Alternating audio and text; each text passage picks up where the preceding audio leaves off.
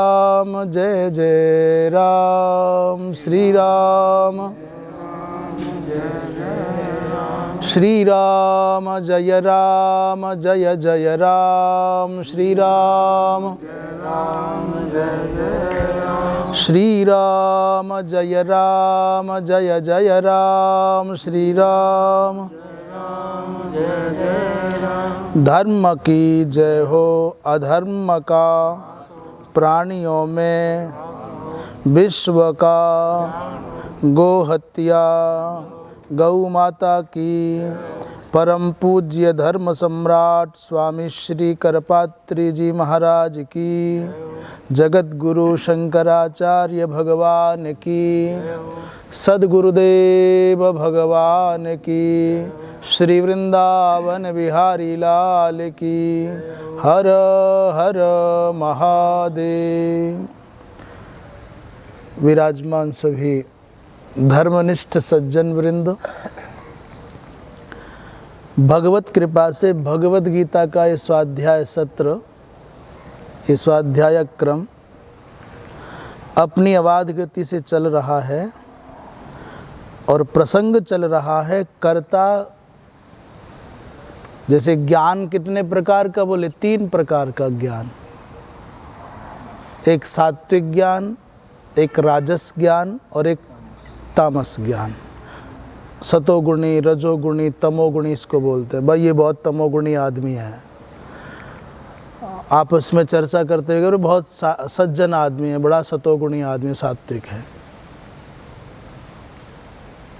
महात्माओं के यहाँ जो भोजन बनता है, घर में जो भोजन बनता है उसकी अपेक्षा वो थोड़ा कम मिर्च मसाले वाला होता है, तो लोग कहते हैं भाई सात्विक भोजन है। भोजन भी 3 प्रकार का, श्रद्धा भी 3 प्रकार की, बुद्धि भी 3 प्रकार की, कर्म भी 3 प्रकार का, कर्ता भी 3 प्रकार का, ज्ञान भी 3 प्रकार का, यज्ञ भी 3 प्रकार का।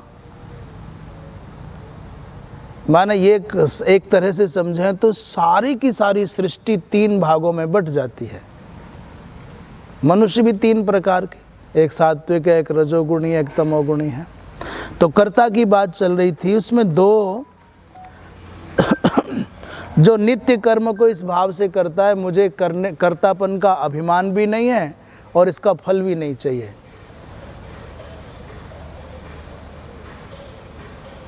गौ सेवा करे तो इसलिए मत करो कि तुम्हारी उससे प्रशंसा होगी,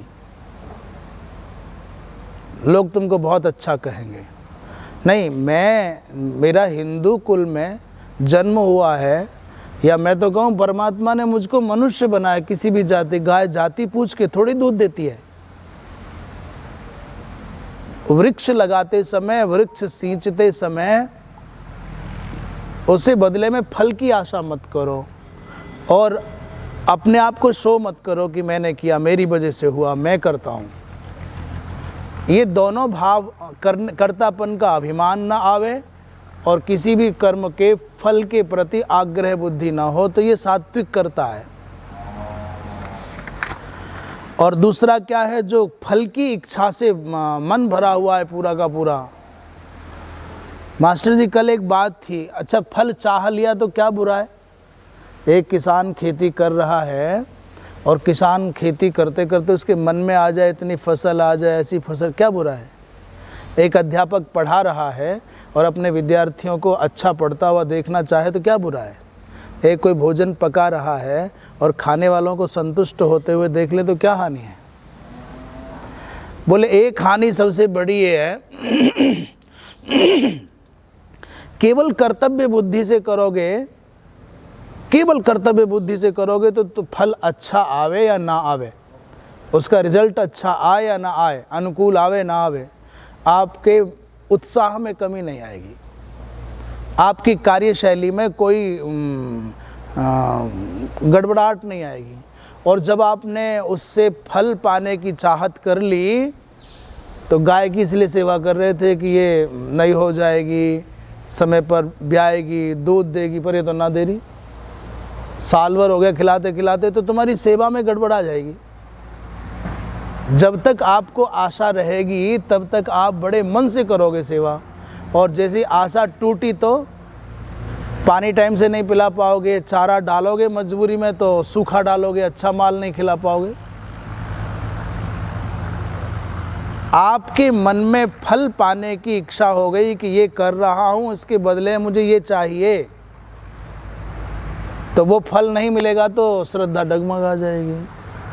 हमारी श्रद्धा ना डगमगाए, हमारी क्रिया शैली में, हमारे उत्साह में न्यूनता ना आवे, इसलिए फल की इच्छा से कर्म नहीं करना चाहिए, कर्तव्य बुद्धि से कर्म करना चाहिए। क्योंकि पेड़ मनुष्य ही लगा सकता है, दुनिया में मनुष्य के अलावा कोई लगा ही नहीं सकता। इस धरती पर पेड़ लगाने वाला कौन? मनुष्य। उसके अलावा किसी से लगवा के देख। आप कहोगे साहब जंगलों में, वनों में मनुष्य नहीं लगाता, बीज गिरते हैं। अरे भाई पहले तो पेड़ किसी ने लगाया होगा, अभी तो फिर सिस्टम बन गया, बीज गिरे, उनमें से कुछ मरे, कुछ उगे, कुछ पनपे, कुछ बड़े हो गए। तो केवल दान करना, धर्म करना, यज्ञ करना, गौ सेवा करना, पेड़ लगाना कौन कर सकता है? केवल और केवल मनुष्य। और मनुष्य होके भी ये काम नहीं किए तो फिर क्यों मनुष्य बने भाई? इसलिए कर्तव्य बुद्धि से करे। जो फल की इच्छा से कर्म करता है और अहंकार से भरा होकर के कर्म करता है, जिसको करने में बहुत परिश्रम लगता है, वो सब रजोगुणी कर्म हैं, रजोगुणी कर्ता के लक्षण हैं। ये चर्चा कल हो गई थी। किसकी बात चली? कर्म की बात चल रही थी, कर्म की। हाँ, ये कर्म, सात्विक कर्म और रजोगुणी कर्म की बात हो गई। आज तमोगुणी कर्म की बात चलेगी। बोलिए वृंदावन बिहारी लाल की जय हो। भगवान कृष्ण कहते हैं अनुबंधम, हम जो जितनी बात कर रहे थे कर्ता की बात तो आने वाले समय कर्म की बात चल रही थी। अब तमोगुणी कर्म बता रहे हैं। तमोगुणी कर्म कैसा होता है? अनुबंधम क्षयम हिंसा मनपेक्ष्य च पौरुषम मोहादारभ्यते कर्म यत्तत्तामसमुच्यते। अनुबंधं क्षयं हिंसा मनपेक्ष्य च पौरुषम मोहादारभ्यते कर्म यत्तत्तामसमुच्यते। भगवान कृष्ण कह रहे हैं अर्जुन, तमोगुणी कर्म जो होते हैं उनमें पहले से ही फल को लेकर के अत्यंत आग्रह बुद्धि हो जाती है। अनुबध्यते अनेन इति अनुबंधः, जो फल से बांध दिया गया है मन और विचार, शुभाशुभ परिणाम से जिनका चित्त बंध गया है। और क्षयम माने जो शरीर की शक्ति का, धन का, अपनी ताकत का, जिसमें बहुत ज़्यादा अपव्यय होना है, बहुत ज़्यादा ताकत, जिसमें पैसा भी, धन भी लगेगा, समय भी लगेगा, श्रम भी लगेगा, शक्ति भी क्षीण होगी। और हिंसा माने परपीड़ाम, इससे किसी की हानि हो तो भी उसको कोई फर्क नहीं पड़ रहा है। परपीड़ा मन में, हिंसा मन में, अनालोच्य माने अनपेक्ष, ये विचार नहीं कर रहा ये कर्म क्यों कर रहा हूँ, मैं कर सकता हूँ कि नहीं। आदमी को कोई भी काम करना हो तो सबसे पहले सोचना चाहिए ये काम मैं कर सकता हूँ कि नहीं। यहाँ से इतनी बड़ी नाली है तो अपने मन से पूछ ले, इसे मैं कूद सकता हूँ कि नहीं कूद सकता। और फिर खुद से पूछ ले कूदना क्यों चाह रहा हूँ। दुनिया का कोई भी कर्म है तुम कर सकते हो कि नहीं कर सकते, पहले खुद से पूछो। इदम मत कृति साध्यम अस्ति कि नहीं, इदम मत कृति साध्यम, ये मेरी क्रिया के द्वारा संपन्न हो सकेगा कि नहीं हो सकेगा। दूसरा, इदम मदिष्ट साधनम, ये मेरा इष्ट साधन है कि नहीं, क्यों करना चाह रहा हूँ, इससे लाभ क्या है, मेरे जीवन जीने के जो ढंग है उसमें ये जरूरी है क्या। यदि करना ही है कि ये बिना काम ना चलेगा तो ठीक है, मान लिया इदम मदिष्ट साधनम, पर कई लोगों की आदत होती है दूसरे के फटे पजामा में पाँव देने की, बिना ही मतलब, कूदना उनको। दूसरे के बवालों में आप अपने आप को कुदा देने का परिणाम क्या आएगा भाई? तो पहले पूछना चाहिए स्वयं से कि इदम मत कृति साध्यम, ये मेरी सामर्थ्य के अनुसार संपन्न हो सकता है कि नहीं, और दूसरा ये मुझे मेरा करने योग्य है, मेरा कर्तव्य है कि नहीं। तो अनपेक्ष बने, अनालोच्य, आलोचना नहीं कर रहा है, विवेचना नहीं कर रहा है, विचार नहीं कर रहा है, अपनी सामर्थ्य का कैसे प्रारंभ होगा, कैसे इसकी समाप्ति होगी, ये विचार ही नहीं कर रहा है, बस किए ही जा रहा है। बिना विचार किए जो किया जा रहा है वो, जिसके करने से दूसरे को पीड़ा होती है वो, और जिसके करने से शरीर की, धन की, समय की क्षति होती है वो, और जो बांधने वाला है वो कर्म। अग्रिम बात कहते हैं मोहात आरभ्यते, जो विवेक रहित होकर के आरंभ किया जाता है, उसमें बौद्धिक क्षमता नहीं है, वह किया गया, ऐसे कर्म को तमोगुणी कर्म कहा जाता है। इसका मतलब है भगवत गीता के माध्यम से भगवान कृष्ण अर्जुन को बहाना बना करके, निमित्त बना करके हमको और आपको एक उपदेश दे रहे हैं। भाई कुछ भी काम करना हो तो ये देखना भाई इससे किसी को हानि तो नहीं पहुंचती, अनैतिक तो नहीं है। जब कोई साधु, कोई संत, कोई सज्जन आपके पास आए, हम ये काम करना चाहते हैं, आपके सहयोग की आवश्यकता है, तो आंख बंद करके एक पल को स्वयं से पूछ लो, भाई ये जो काम है इससे दुनिया में किसी का नुकसान तो नहीं होना, ये कोई पाप तो नहीं हो रहा, ये बुरा काम तो नहीं है। मन कह दे कि बुरा काम है, किसी की हानि होगी, ये अनैतिक काम है, तो फिर चाहे सारी दुनिया जोर लगाए वहाँ से हट जाना चाहिए, मत करो। और जब लग जाए कि ये सज्जन आदमी अच्छे संकल्प के साथ अच्छा काम कर रहा है, इसका व्यक्तिगत कोई स्वार्थ नहीं है, ये लोक हित का कार्य है, तो फिर भाई विचार मत करो कि होगा कि नहीं होगा, हो तो भी अच्छा और ना हो तो भी अच्छा, फिर कूद जाना चाहिए। परिणाम चाहे जो आए, उद्देश्य अच्छा है, लक्ष्य अच्छा है, लोक हित का कार्य है, तो परिणाम चाहे जो आए फिर विचार नहीं करना चाहिए क्या होगा, परिणाम क्या आएगा, कूद जाना चाहिए।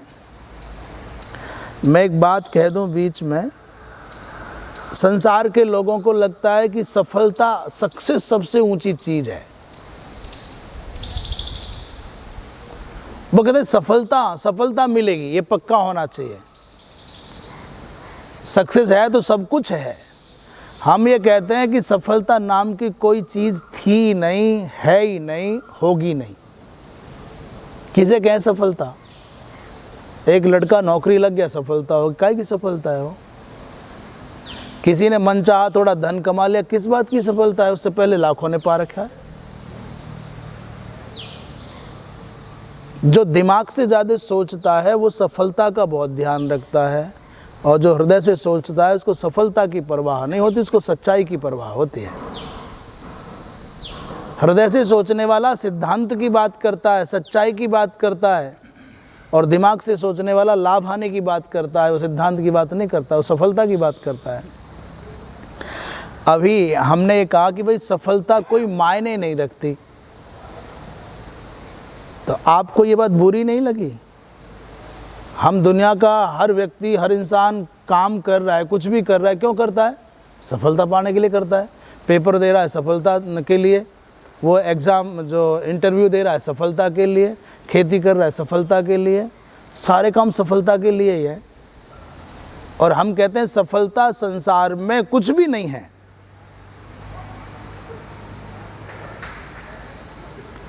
और हमने एक बात बढ़ करके और बोल दी कि सफलता का ध्यान केवल वो करते हैं जो दिमाग से जीते हैं, और जो हृदय से जीते हैं उनको सफलता की परवाह नहीं होती।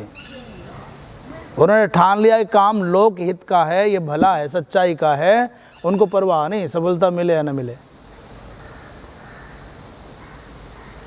तो आपको ऐतराज़ नहीं इस बात को सुन के कि भाई ये तो जच नहीं रही बात, ऐतराज़ नहीं हो रहा? सभी को चाहिए सफलता, मतलब सफलता तो चाहिए साहब। पर मैं आपको एक उदाहरण देता हूँ। जटायु का तो नाम सुना है? जटायु का मास्टर जी, बताना उसने सफलता मिली कि ना मिली? उस बंदे ने, मैं आपकी भाषा में बोल रहा हूँ, बंदा जान के, वैसे मेरी भाषा नहीं है, उस प्राणी ने ये परवाह नहीं की कि मैं कौन हूँ और ये कौन है। इसे कहते हैं पागलपन, इसे कहते हैं दीवानापन, इसे कहते हैं दिल से जीना, इसे कहते हैं हृदय से जीना। उसके ने दिमाग से काम लिया होता तो कहता मेरे तो हाथ भी नहीं, उसके तो 20 हाथ है, मैं बूढ़ा आदमी हूँ, वो जवान है, मेरे पास साधन नहीं है, उसके पास तो रथ पे बैठा हुआ है, मैं निहत्था हूँ, उसके पास में कितने सारे हथियार हैं,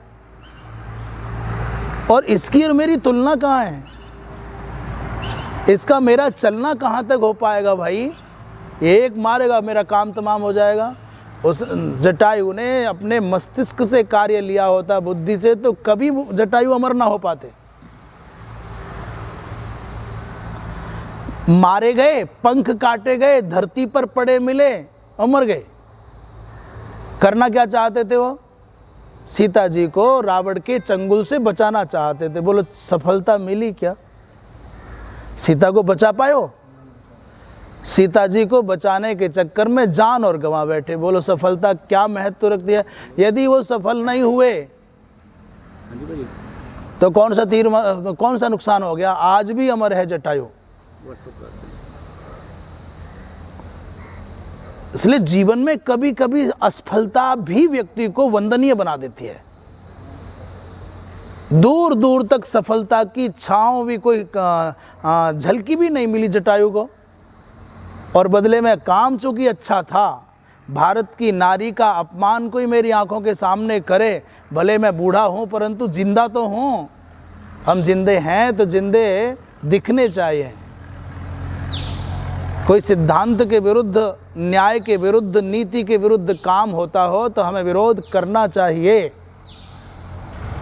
और जटायु डिप्लोमेटिक होता तो सोचता रे राम आएगा रोता हुआ, कह दूंगा भाई कानों से कम सुनना, सुन नहीं पाया भाई, अब आंखों से दिखता नहीं भाई, पता नहीं चला कब रोई कब गई, कौन ले गया।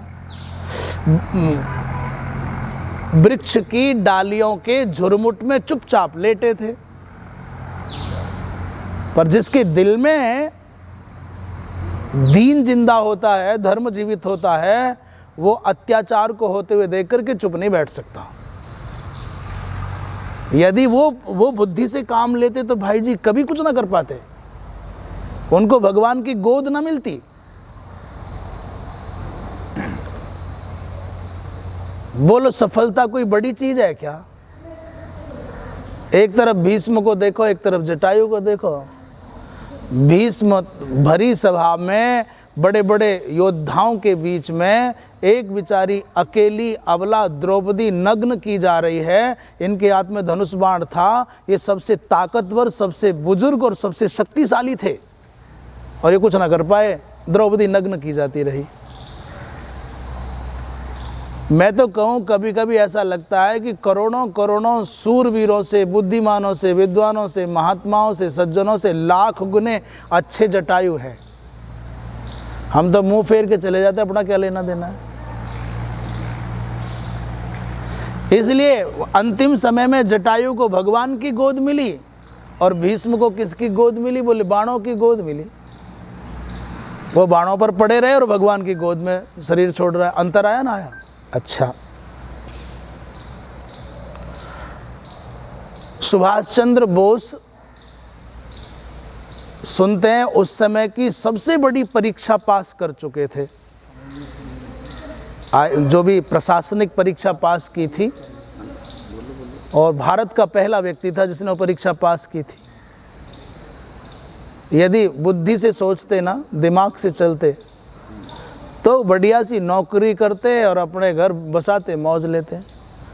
पर उस व्यक्ति का व्यक्तित्व देखो, उसने कहा ना मुझे सुख वाला रास्ता चाहिए ही नहीं, मेरी भारत माता परतंत्रता की बेड़ियों में पड़ी हुई कराहती हो और मैं गुलामी की जंजीरों में जकड़ी हुई भारत माता को देख करके भी सोने की थाली में भोजन करूं, ये मुझे क्यों, इसलिए छोड़ दिया। दिमाग से जीने वाला आदमी होता, इंसान होते, वो व्यक्ति होते तो नौकरी करते, वो लाभ हानि की तराजू पर तोल करके देख लेते क्या फ़ायदा है। उनको अपने उद्देश्य में सफलता नहीं मिली, पर वो आज अमर हैं।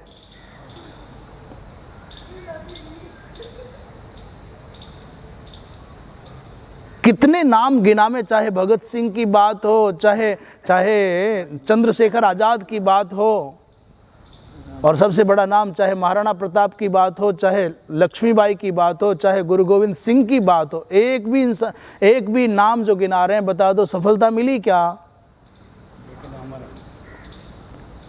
इसलिए भाई सफलता को, सक्सेस को इतना बड़ा मत समझ लो। अपने बच्चों को इस सफलता प्राप्ति की आग में, भट्टी में इतना मत झोंक दो कि वो मर जाए बेचारे सफलता के चक्कर में। उद्देश्य अच्छा होना चाहिए, शुरुआत आपकी अच्छी होनी चाहिए, लक्ष्य अच्छा होना चाहिए, पार जाएं चाहे न जाएं। महाराणा असफल होकर के भी वंदनीय हो गए, शिवाजी असफल होकर वंदनीय हो गए, गुरु गोविंद सिंह का पूरा परिवार गया, वो वंदनीय, कहाँ लक्ष्य मिला? इसलिए ये सोच करके चुप बैठ रहना कि कलयुग हम क्या कर पाएंगे, अरे भाई कुछ हो ना हो, हम छोटे दीपक है तो थोड़ा उजाला देंगे, बड़े हैं तो ज़्यादा उजाला देंगे। सफलता कोई मायने नहीं रखती।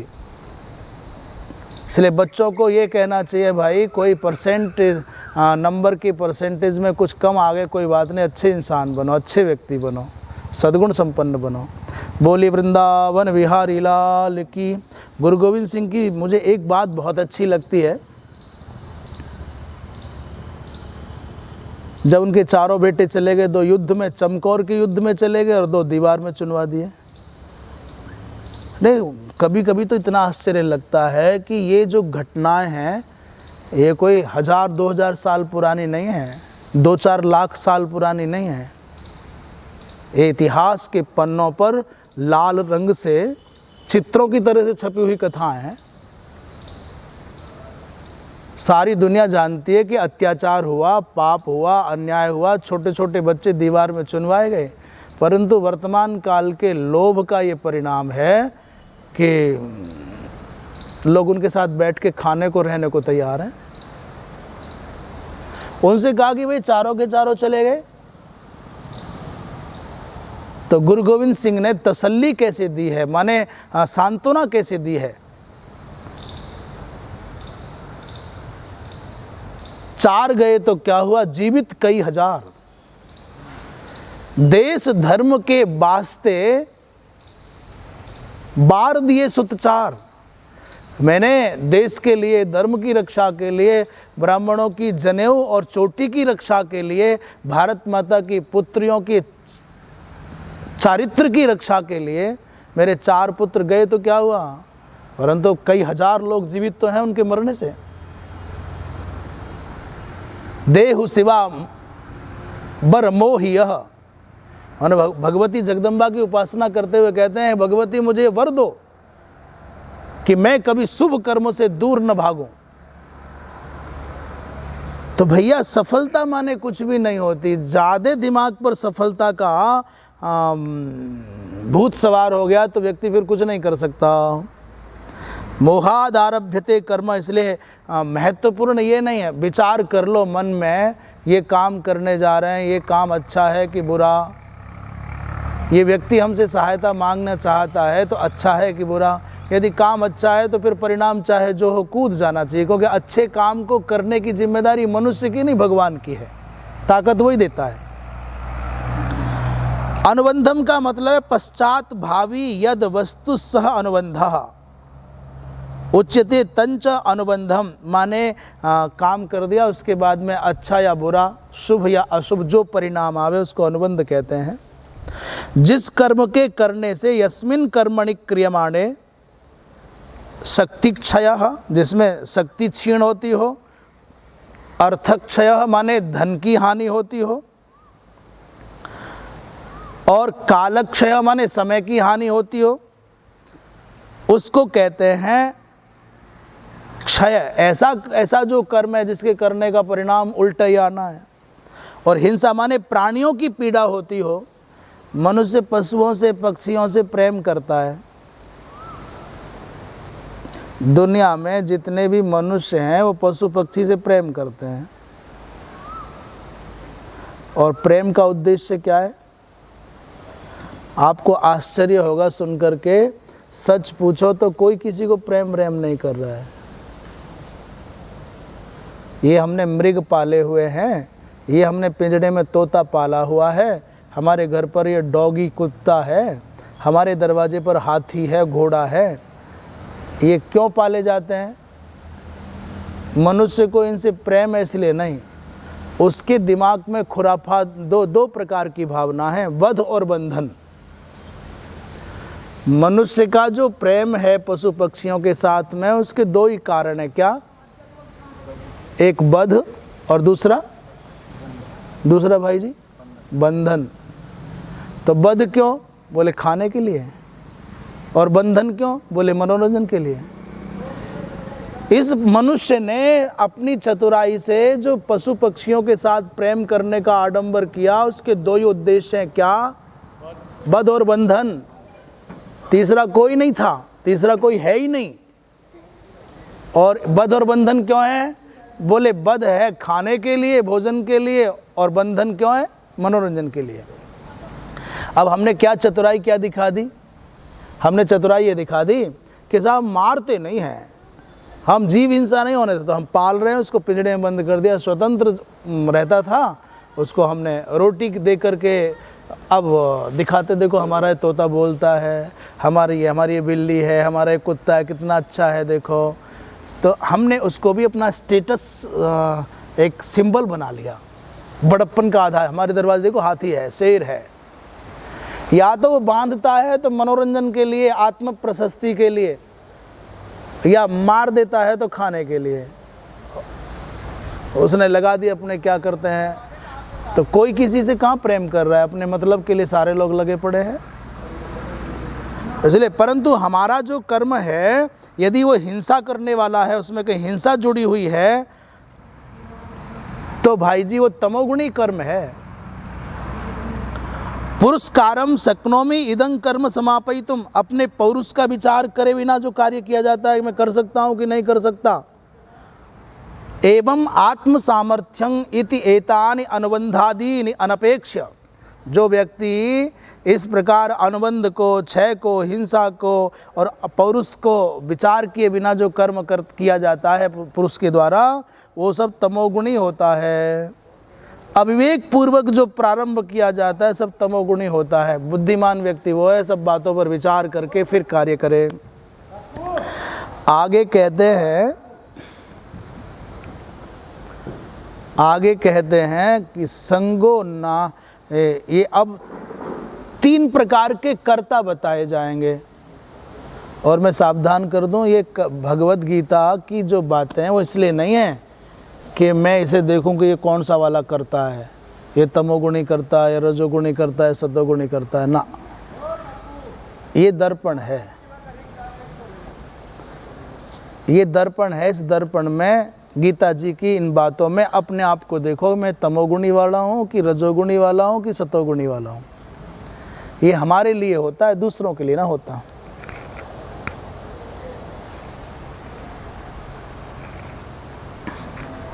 बोली वृंदावन बिहारी लाल की जय हो। मुक्त संगो न हम वादी धृत्युत्साह समन्वितः सिद्ध्य सिद्ध्योर्निर्विकारः कर्ता सात्विक उच्यते। मुक्त संगो न हम वादी धृत्युत्साह समन्वितः सिद्ध्य सिद्ध्योर्निर्विकारः कर्ता सात्विक उच्यते। भगवान कृष्ण कहते हैं, पार्थ ये दर्पण दे रहे हैं, देखो अपने आप को। अभी तक तीनों प्रकार के कर्म बताए, भाई तुम्हारे कर्म सात्विक हैं कि राजस हैं कि तामस हैं। यदि हमारे तमोगुणी रजोगुणी कर्म हैं तो उनको क्षम करने लग जाएं। अब सीधे सीधे अटैक माने सीधा करता तुम कैसे हो, तो मुक्त संगो अनहम वादी, फल की इच्छा मन में है तो हम सात्विक करता नहीं है। हमारा स्वाध्याय का कर्तव्य है, मनुष्य है इसलिए पढ़ते पढ़ाते हैं, इसलिए नहीं पढ़ाते कि वो कल को कहेगा मेरे गुरु जी हैं, मेरे महाराज जी हैं, इनसे मुझे। तुमने देखा कहीं मेरे जैसा विद्वान, मेरे जैसे सेवा करने वाला कोई देखा था आपने? मेरे जैसा पढ़ाने वाला कोई देखा? आदत बन जाती। अभी कथा कितनी सच्ची है पता नहीं, हमने सुनी है। पुराने समय में कोई महात्मा जी अपने आनंद में भजन करते थे। संयोग की बात है कि उनके सत्संग में लोग आया करे थे। कोई आर्थिक दृष्टि से, धन की दृष्टि से संपन्न व्यक्ति भी आते थे, उनके कोई संतान नहीं थी। उन्होंने अपने मन में मनौती मान ली, महाराज से बात नहीं की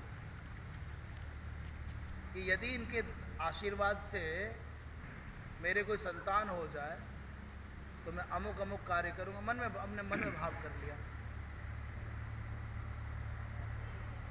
संयोग की बात है, कुछ ऐसा होना था, ऐसा हो गया। बहुत वर्षों की प्रतीक्षा थी, बहुत समय लगा था, परंतु संतान हो गई। धनवान तो थे ही, थोड़े अभिमानी भी थे। उन्होंने महात्मा जी के पास बहुत सारे फल, बहुत सारे फूल और बहुत मिठाइयाँ और जो भी कर सकते थे, और कहा महाराज आपको तो पता भी ना होगा, और सच बताऊं आपको आज तक जितने आपको दानी मिले, मेरे जैसा कोई दानी भी नहीं देखा होगा आपने, मिलेगा भी नहीं। अभी समझे ही नहीं क्या बात है। इतने सारे फल आए तो क्यों लाए भाई इतने फल? अरे बोले महाराज खाओ और बांटो, आनंद लो। पर बात क्या है, किस खुशी में? बोले साहब मैं पिछले इतने दिनों से आपकी सत्संग में सेवा में आ रहा था और मैंने मनौती मानी हुई थी। तो भाई हमारी तुम्हारी तो बात हुई नहीं, इसमें हमारा तो कुछ भी रोल ही नहीं है, हमने तो कुछ किया ही नहीं है। तेरी श्रद्धा, तुम्हारी भावना, और भगवान ने तुम्हारी भावना के अनुसार फल दे दिया। बोले महाराज बहाना तो आप ही बने, निमित्त तो आप ही बने। मैं तो बहुत जगह गया, मंदिरों में गया, बहुत तीर्थों में गया, बहुत संतों के पास गया, पर बात तो यही बनी, इसलिए मैं तो भाई हमको आवश्यकता नहीं है। तो महाराज 1.25 लाख रुपए लेके आया हूँ, ले लो। कौन देने वाला है 1.25 लाख रुपए? पुराने जमाने की बात, सोने के सिक्के। तो महात्मा जी ने कहा भाई हमको तो लगता ही नहीं है, भोजन हमारा भिक्षा से आता है, हमारा कोई खर्चा है नहीं, पहनने के कपड़े होने चाहिए तो वो हैं, सब ठीक चल रहा है, हमको नहीं चल लगे। तो उन्होंने अपने उसमें अहंकार में आके और कुछ बड़े बोल दिए। लो संकल्प, आप भी क्या याद करोगे, कोई दानी आया था। महात्मा जी के पास पहले से कोई 1.25 रुपये चढ़ा गया था। उन्होंने उठाया और उस 1.25 लाख पर 1.25 रुपया रख करके कहा कि ले भाई तुझे भी मेरे जैसा त्यागी नहीं मिलेगा, ले उठा के धर ले, अपने घर ले जा। या दोनों के दोनों भिड़ गए। एक को देने का अभिमान है और एक को न लेने का अभिमान है, त्यागी का अभिमान है। अच्छा देने का अभिमान तो समझ में भी आता है, दे रहा है तो कुछ अभिमान करे, पर ये नहीं लेने का जो अभिमान है ये बहुत जहरीला है। देने का अभिमान तो समझ में आ रहा है कि वो दे रहा है तो कुछ ना कुछ देने की वजह से आना चाहिए, तमस आएगा कुछ ना कुछ, पर मैं नहीं लेता हूँ, ये जो अकड़ है ये आदमी को पागल कर देती है। ये पकड़ में भी नहीं आती अकड़। लोग प्रशंसा और करने लग जाते हैं, महाराज जी बहुत त्यागी हैं, ये नहीं लेते, वो नहीं लेते, ये नहीं खाते, वो नहीं खाते, ये नहीं छूते, वो नहीं छूते। तो ये त्याग का बोझा लेकर के भजन को कमजोर करता है। इसलिए जो अभिमान सूक्ष्म है ये पकड़ में नहीं आता। जहरीला उतना ही है, घातक उतना ही है जितना कि तमोगुणी अभिमान है। व्यक्ति को त्याग का और वैराग्य का और ज्ञान का अभिमान भी उतना ही घातक है जितना धन का और ताकत का अभिमान घातक है। देने का अभिमान बुरा है तो न लेने का जो अभिमान है ये भी बहुत खराब है, ये भी नहीं होना चाहिए। दोनों बिड़ गए। एक कहता मेरे जैसा कोई दानी नहीं धरती पर, एक कह रहा है मेरे जैसा कोई त्यागी नहीं धरती पर ले। अब दोनों बराबर खड़े। एक महात्मा जी भगवान का भजन करते हुए आनंद की मस्ती में इतने इतने चूर, उनको धरती आसमान का ही पता नहीं। हर पल भगवान उनके साथ चल रहे कि गड्ढे में न गिर जाए, कुछ गड़बड़ ना हो जाए। आपने नाम सुना कि नहीं सुना? एक बहुत उच्च कोटि के महापुरुष शरणानंद जी महाराज, मानव सेवा संघ करके उनकी संस्था थी बहुत बड़ी। तो वो सूरदास थे, मैंने आंखें नहीं थी। बहुत उच्च कोटि के दार्शनिक अच्छे महापुरुष हुए। उन्होंने अपने जीवन में चारों धाम की यात्रा अनेक बार की और नेत्र नहीं डंडा लेकर के चलते थे और चारों धाम की यात्रा। अभी तो सड़कें बन गई, पहले तो रास्ते भी नहीं थे। किसी ने पूछा उनसे जब वो पहाड़ी पर चढ़ रहे थे आगे आगे कि महाराज आप गिरने का डर नहीं लगता, पैर फिसला तो नीचे पड़े मिलोगे? उन्होंने कहा भाई एक बात बता, मैं भगवान के नाम पर चलता हूं, भगवान के भरोसे पर चलता हूं, तो मुझे गिरने का डर नहीं लगता। तू बता, तेरे पिता के साथ में तू बड़ा है और तेरे साथ तेरा बच्चा चल रहा हो तो कितने भी खतरनाक रास्ते पर ले जा, बच्चा डरता है क्या? बोले नहीं डरता। क्यों नहीं डरता? कि पिता मेरे साथ है। एक साधारण मनुष्य के संग होने के कारण बालक को ना अंधेरे में डर लगता है ना उबड़ खाबड़ रास्ते पर डर लगता है। तो मैं तो परम पिता की छांव में हूं, उस परमेश्वर के विश्वास के बल पर मैं आज तक कभी गिरा ही नहीं, कभी ऐसा नहीं हुआ। हमको विश्वास की आवश्यकता है, हर पल संभालता है वो, हर पल। ऐसा कोई क्षण नहीं है जब वो परमात्मा हमारे संग ना हो, हमें दिखे या ना दिखे। और अपने भक्त की रक्षा करने की जिम्मेदारी तो भगवान की ही है। भगवान की प्रतिज्ञा है, न मे भक्त प्रणश्यति। भगवान कह रहे हैं कौन्तेय प्रतिजानी ही। अरे अर्जुन, मेरा भक्त कभी नष्ट नहीं हो सकता है, पर हो भक्त भाई। ये ना हो कि थोड़ी देर को भक्ति कर ले और थोड़ी देर को विभक्त हो जाए। भगवान का भजन करने वाला कभी नष्ट नहीं हो सकता है, भगवान की जिम्मेदारी है, भगवान रखा। तो बात चल रही थी, वो महात्मा भगवान का भजन करते हुए चले जा रहे थे आनंद की मस्ती में, हर पल भगवान उनको सहारा दे रहे। अचानक जहां गए तो एक तालाब के पास में एक धोबी ने कपड़े धो धो करके, राज परिवार के कपड़े धो करके सुखा रखे थे। बढ़िया मेहनत करके धोए। महात्मा को कुछ पता ही नहीं हम कहाँ हैं और ये कपड़े हैं क्या है। पांव लथपथ थे कीच में, निकले चले। उस धोबी ने देखा कि मेरी मेहनत पर इसने पानी फेर दिया, मूर्ख कहीं का, वज्र अंधा, दिखाई नहीं देता। वहां से चिल्ला रहे बाबा दिखता नहीं क्या? इन्हें पता ही नहीं कुछ नहीं। जब ये नहीं रुके, आगे के और कपड़ों को गंदा कर देगा, मेरी मेहनत बेकार जाएगी, दोबारा धोना पड़ेगा। इस सोच में वो जो कपड़ा धोने के लिए डंडा होता है ना, एक कपड़ा धोने वाला डंडा होता है बहुत भारी वाला, क्या कहते हैं? थापी तो घर में होती है छोटी, उससे क्रिकेट भी खेला जा सकता था। वो कई काम कर लेता था डंडा, थापी। मेरे बालक खेल भी लेते थे खाली होने पर। और माँ कपड़े के साथ, कपड़ा तो कूटती थी पुराने टाइम में, कूटती थी कि ना कूटे थी? हाँ जी, हाँ जी। बच्चों ने भी कूट ले रही, ना सुने तो धर्म मारे, कुत्ता बिल्ली सब मार लिए जाते थे। तो बहुत काम आता था वो। बड़ी वाली भारी वाली थापी लेके आया और दूध एक इधर मारा और एक इधर मारा। अब इनको कोई पता ही नहीं।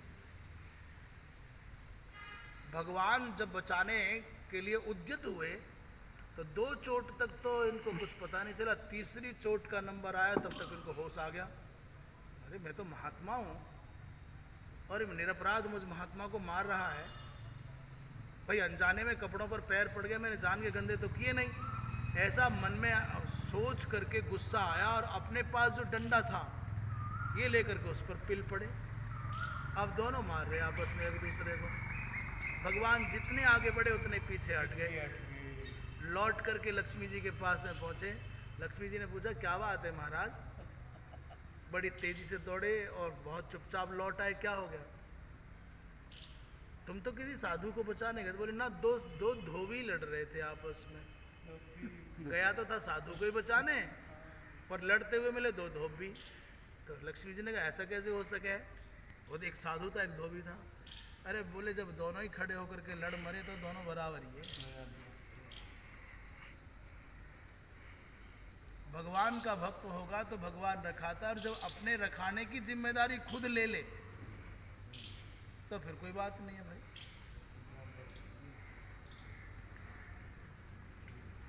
मुक्त संगो अनहम वादी, किसी भी फल के प्रति उसके मन में कोई आग्रह बुद्धि न हो और अपने गुणों की प्रशंसा करने वाला ना हो, कर्तृत्व के अभिमान वाला ना हो, कर्ता भोक्तापन का अहंकार न पाल ले, और धृति उत्साह समन्विता, ये धैर्य और उत्साह से जो युक्त है, सिद्धि और असिद्धि में जो निर्विकार रहता है, सिद्धि हो गई, हर्ष हो गया, असफलता मिल गई, शोक हो गया, ऐसा नहीं। सफलता मिले या ना मिले, सिद्धि मिले या ना मिले, सब समान रहे, जरा भी उसमें परिवर्तन महसूस ना करे मन में, ऐसे व्यक्ति को सात्विक कर्ता कहा जाता है बहुत कठिन बात साहब। पर भगवान कह रहे हैं अर्जुन से, तो ये कहना चाह रहे हैं कि युद्ध कर, और युद्ध के बदले में फिर सफलता मिले या ना मिले, विजय मिले या पराजय हो, उससे तो जुटना नहीं, उससे अपने मन को जोड़ना नहीं। सात्विक कर्ता तो लक्ष्य सिद्धि के लिए केवल प्रयत्न करता है, कर्तव्य का पालन करता है, परिणाम की ओर ध्यान नहीं देता। जैसे उदाहरण के लिए यहाँ की जो परिस्थितियां बनी, वो महाराज श्री जी के धन के विषय में कुछ अच्छे लोगों ने प्रयत्न किया, सफलता मिल गई तो भी उनको कुछ नहीं, भाई आश्रम का तो आश्रम में लग गया, और ना मिलती तो भी उनका क्या जा रहा है, और चुपचाप बैठ जाते कि अपना क्या मतलब है, इन बाबाओं का मामला, आश्रम का मामला, मरे जो करेगा वो मरेगा। ऐसा नहीं है। अत्याचार करने वाला यदि अपराधी है, अपराध करने वाला यदि अपराधी है, उसके लिए दंड का निर्धारण है, तो सच में अपराध जिसके साथ हो रहा है वो व्यक्ति उस अपराधी का विरोध नहीं करता तो वो भी अपराधी है। मेरे साथ यदि अन्याय हो रहा है और मैं उसका प्रतिरोध नहीं करता हूं तो मैं भी बराबर का हिस्सेदार हूं, उसकी हिम्मत बढ़ा रहा हूं। ये दोनों तो हो गए, पर जो तीसरा बैठा हुआ दूर से टुकुर टुकुर देख रहा है वो इन दोनों से भी ज्यादा अपराधी है। क्षमता होने पर भी अन्याय का, अत्याचार का प्रतिकार करने की सामर्थ्य होने पर भी नहीं करेगा। पाप करने वाला, अपराध करने वाला, अपराध का समर्थन करने वाला, उसका अनुमोदन करने वाला, उसको सहारा देने वाला, ये सब अपराधी हैं। पर जो सहन कर रहा है वो भी अपराधी है, और जो दूर बैठ करके मूक दर्शक बन करके उसका प्रतिरोध नहीं कर रहा वो भी अपराधी है। उदाहरण इसलिए दिया कि कुछ लोगों ने प्रयत्न किया तो उसका परिणाम आश्रम के हित में हो गया, नहीं प्रयत्न करते तो कुछ भी ना होता, तो बराबरी था। फिर सारा कौन क्या कह रहा है किसी से, मैं भी बैठ जाऊं मेरे घर में, मुझे क्या मतलब, ये आश्रम का मामला है, मेरा क्या लेना देना, मेरा क्या जाता है, जो करेगा वो भरेगा। ये जो वृत्ति है, कौ नृप हो ये हमें का हानि, ये वृत्ति अच्छी नहीं है। हम कर सकते हैं तो हमको करना ही चाहिए, फिर परिणाम चाहे जो आवे। भाई इतना सब परिश्रम करने के बाद भी परिणाम अच्छा नहीं आता तो अपना क्या जाता, आ गया तो अपने को क्या मिला। आ गया तो कोई अपने घर तो नहीं लेगा जिन लोगों ने मेहनत की। ये भाव, ऐसे इस भावना से कर्म करने वाला सिद्धि और असिद्धि में निर्विकार रहने वाला कर्ता सात्विक माना जाता है। मुक्त संग माने आसक्ति का जिसने परित्याग कर दिया। मुक्तः परित्यक्तः संगो येन सह मुक्त संगः। अनहमवादी माने अहम बदनशील नहीं है। धृति माने धैर्य और उत्साह माने उद्यम। धैर्य और उद्यम दोनों का समन्वय जिसके अंदर है संयुक्त, उसको धृत्युत्साह समन्वित कहते हैं। अर्थात अच्छे काम को करने के लिए जो सदा उद्यमशील है। अन्याय अत्याचार बेईमानी को खत्म करने के लिए जो हर पल तत्पर है। मेरा क्या होगा इसकी कौन चिंता करे। तुम कुछ भी करने जाओ गाली तो पड़नी पड़नी है, ये दुनिया छोड़े तो नहीं। जैसे मान लीजिए मैं मनमानी कर रहा हूँ और कोई आकर के उसमें बाधा बनेगा तो गाली तो खावेगा ही। मैं कहूँगा ही कंगाली पड़गी, भुखमरी पड़गी, अरे महाचोर आ गए, अरे बेच के खा जाए, कुछ तो बोला ही जाएगा। कुछ ना कुछ तो तुम करो। आप एक संसार की कोई बड़ी से बड़ी प्रयोगशाला में आपका परीक्षण हो जाए और सारे बढ़िया बढ़िया वैज्ञानिक और यंत्रों से जांचने वाले लोग, अरे भाई आदमी बढ़िया है, तो भी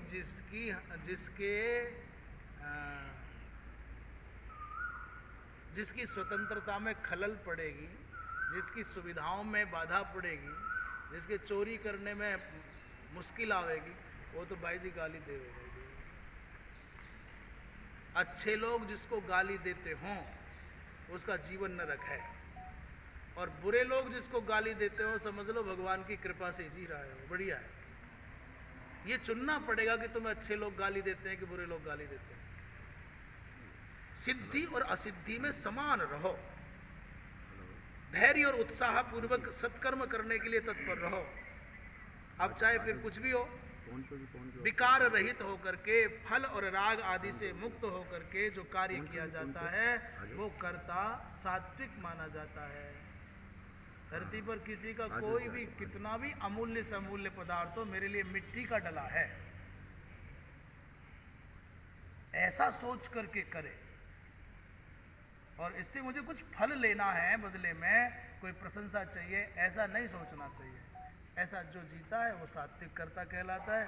शेष चर्चा ये रजोगुणी कर्ता कैसा होता है, तमोगुणी कर्ता कैसा होता है, इसकी चर्चा अब कल होगी। वृंदावन विहारी लाल।